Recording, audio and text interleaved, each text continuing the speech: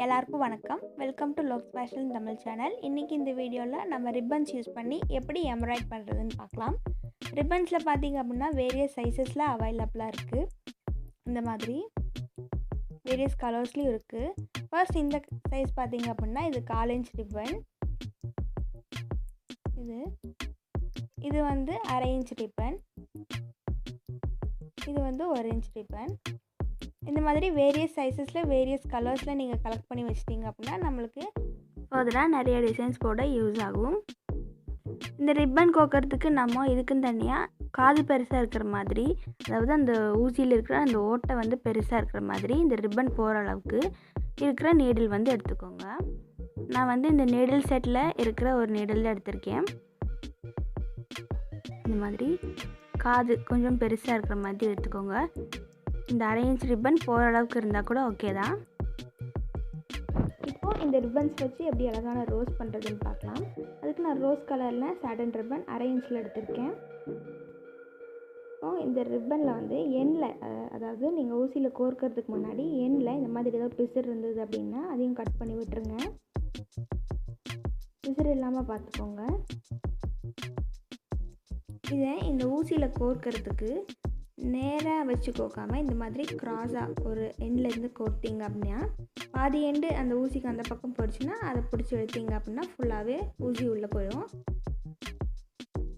நான் வெட்டுறதுக்கு முன்னாடி நான் இதை மெஷர் பண்ணிக்கிறேன். 30 அல்லது 35 இன்ச் உங்களுக்கு ஒரு ரோஸ் செய்கிறது, அதாவது சின்ன ரோஸ் செய்கிறதுக்கு போதுமானது.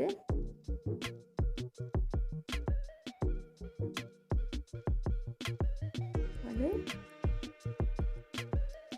நான் 35 எடுத்துக்கலாம். 35லேருந்து கொஞ்சம் விட்டுடுங்க, ஏன்னா அந்த இடத்துல வந்து நம்ம முடிச்சு போடுறதுக்கு யூஸ் ஆகும். இப்போது இந்த இடத்துல நம்ம முடிச்சு போட்டுக்கலாம்.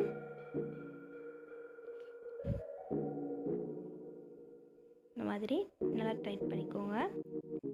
இந்த இடத்துல முடிச்சு போட்டதுக்கப்புறம் நீங்கள் அந்த ஊசி கோர்த்து வச்சுருக்கிற இந்த எண்ட்லேயும் நீங்கள் முடிச்சு போட்டிங்க அப்படின்னா நம்ம ஒர்க் பண்ணும்போது கழண்டு வராது. அதுக்கு நம்ம இந்த நீடில் இன்னும் கொஞ்சம் தள்ளி இந்த ஃபர்ஸ்ட்டில் இருக்க இதுக்குள்ளே இப்படி குத்தி கீழே இருக்கிற ரிப்பனை எடுத்திங்க அப்படின்னா இந்த இடத்துல முடிச்ச மாதிரி டைட்டாக விழுந்துடும். இப்போ நம்ம ரோஸ் செய்ய ரெடி ஆகலாம். பார்த்திங்க அப்படின்னா நான் ஒரு சின்ன சர்க்கிள் வரைஞ்சி சென்டர் பாயிண்ட்லேருந்து நான் 5 டாட்ஸ் வச்சுருக்கேன். ஈக்குவல் ஸ்பேஸில் 5 டாட்ஸ் வச்சுருக்கேன். இப்போ நார்மல் சூயிங் நீடில் வந்து நம்ம காட்டன் நூல் இல்லைன்னா உங்கள்கிட்ட இருக்கிற ஏதாவது கனமான நூல் எடுத்துக்கோங்க. பைப்பிங் நூல் கூட யூஸ் பண்ணலாம். இப்போ இந்த சென்டர் பாயிண்ட்லேருந்து இந்த 5 டாட்ஸ்க்கும் போகிற மாதிரி நான் இந்த நூலை இப்படி, அதாவது இந்த வீலில் ஸ்போக்ஸ் இருக்கிற மாதிரி போட போகிறேன்.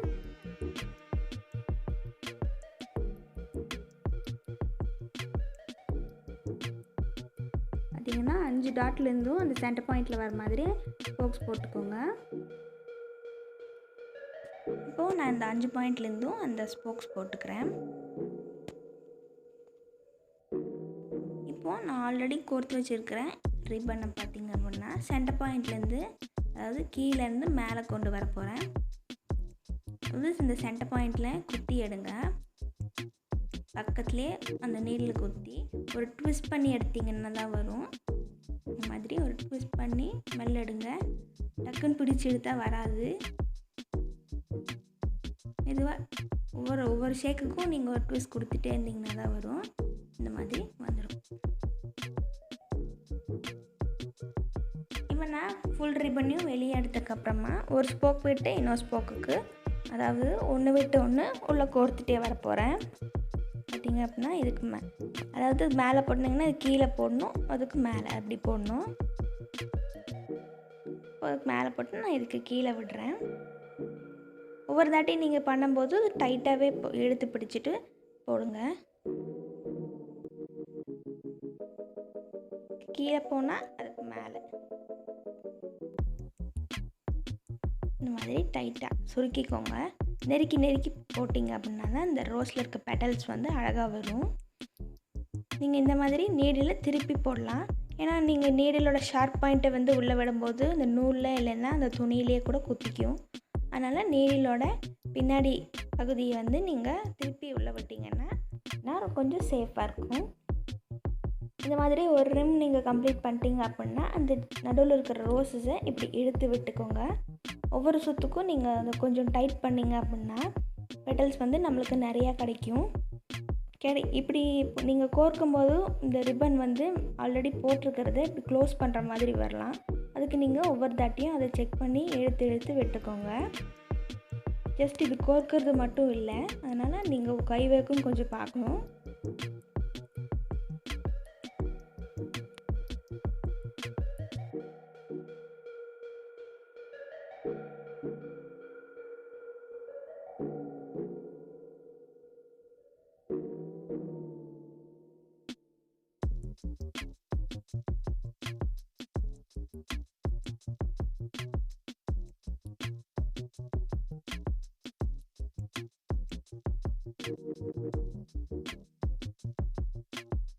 இப்போது நம்ம முடிக்கும்போது நீங்கள் ஃபினிஷ் பண்ணும்போது இந்த நம்ம ஆல்ரெடி போட்டிருந்த இந்த வெள்ளை கலர் நூல் வந்து வெளியே தெரியாத மாதிரி நம்ம இந்த ரோஸஸை கவரப் பண்ணிவிட்டு முடிக்க போகும்போது இந்த நீடில் இந்த ரோஸஸ்க்கு கீழே கொஞ்சம் க்ராஸாக உள்ளே விட்டு அப்புறம் கீழே இழுத்துருங்க. இந்த மாதிரி க்ராஸாக உள்ளே விட்டு நம்ம ஸ்டாண்டுக்கு கீழே இருக்கிற அந்த நீடில் வந்து இழுத்துடலாம்.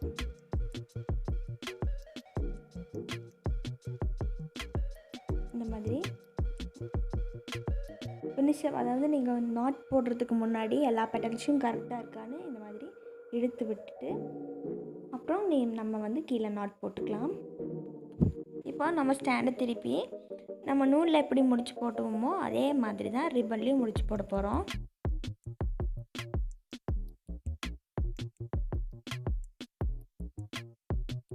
இப்போ நான் க்ரீன் கலரில் 1/4 இன்ச் ரிப்பன் எடுத்திருக்கேன். இந்த ரோஸோட சைட்ஸில் வந்து நம்ம சின்ன சின்ன லீவ்ஸ் போட்டுக்கலாம். அதுக்கு அதே மாதிரி கீழேருந்து மேலே எடுங்க.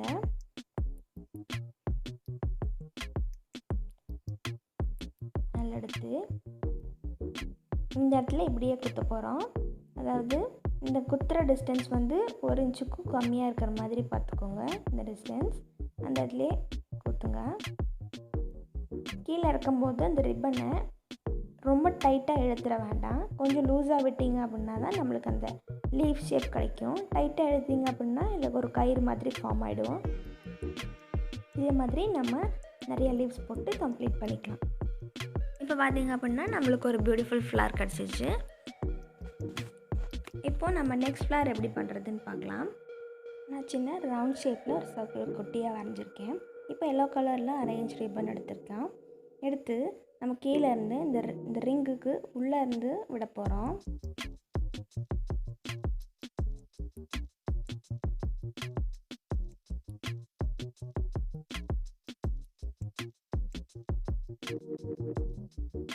உள்ளே எடுத்ததுக்கப்புறம் நீங்கள் இந்த அவுட்டர் ஷேப்பில் வச்சு இந்த மாதிரி அவுட்டரில் ஒரு 1/2 இன்ச்சுக்கு கம்மியாக இன்னொரு சர்க்கிள் மார்க் பண்ணிட்டீங்க அப்படின்னா இந்த இடத்துல வச்சு நம்ம இந்த ரோஸை குத்துறதுக்கு சௌரியமாக இருக்கும்.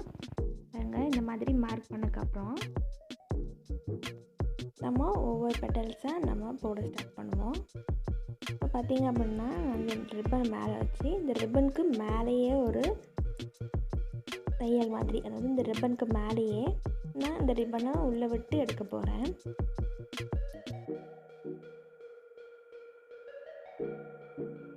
எடுக்கும்போது இது கொஞ்சம் பிடிச்சிட்டு இதையும் கொஞ்சம் லூஸாக விடுங்க. ரொம்ப எடுத்தீங்க அப்படின்னா ஒரு வி ஷேப்பில் அதுவும் ஒரு முடிச்சு விழுந்த மாதிரி ஆயிடும். லூஸாக விட்டிங்கன்னா ஒரு சின்ன ஃபோல்டு கொடுத்த மாதிரி இருக்கும். இந்த மாதிரி நம்ம எல்லா பெட்டல்ஸையும் போட போகிறோம்.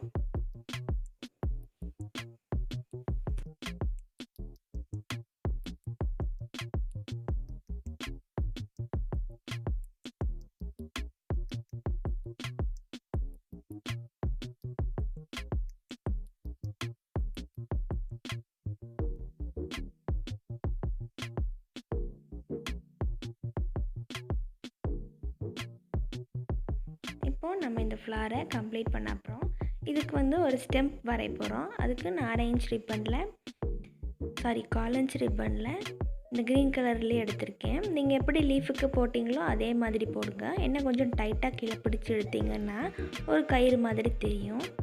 அதே மாதிரி போட்டிருக்கிற அந்த லூப்லேருந்து நடுவுலேருந்து குத்தி இன்னொரு இது போடுங்க. இந்த மாதிரி அதில் சென்டர் பாயிண்ட் பிடிச்சி நீங்கள் அந்த ஸ்டெம் ஃபுல்லாத்தையும் கம்ப்ளீட் பண்ணிக்கலாம்.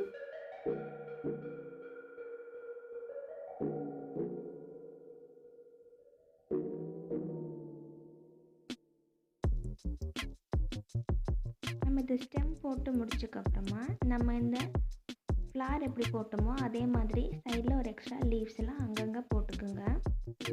இப்போது இந்த சென்டரில் வந்து நான் பிளாக் கலர் ஹேண்ட் எம்ப்ராய்டரி த்ரெட்டில் ஃபில் பண்ணியிருக்கேன். இந்த 2 ஃப்ளார்ஸும் ரொம்ப அழகாக வந்திருக்கு. இது உங்கள் வீட்டில் கண்டிப்பாக ட்ரை பண்ணி பாருங்கள். இந்த வீடியோ பிடிச்சிருந்தால் லைக் பண்ணுங்கள், ஷேர் பண்ணுங்கள், சப்ஸ்கிரைப் பண்ணுங்கள். தேங்க்ஸ் ஃபார் வாட்சிங்.